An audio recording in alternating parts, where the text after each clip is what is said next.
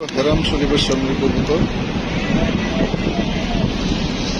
কবুতরগুলোর খাবার দিলে দল বেঁধে এসে খাবার খায়।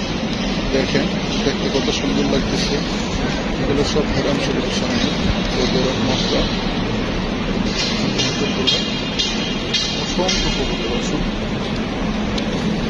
সাধারণ লাগে দেখতে। দেখেন কত সুন্দর লাগছে। প্রিয় বন্ধুরা, দেখেন আপনাদেরকে দেখানোর জন্য আমি ভিডিও ধারণ করব। দেখেন কত সুন্দর লাগতেছে। অসংখ্য অসংখ্য কবুতর, অসংখ্য। দেখেন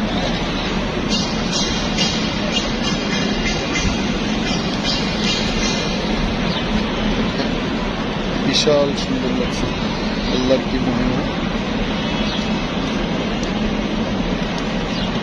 অসাধারণ লাগছে, মন জোড়ানো।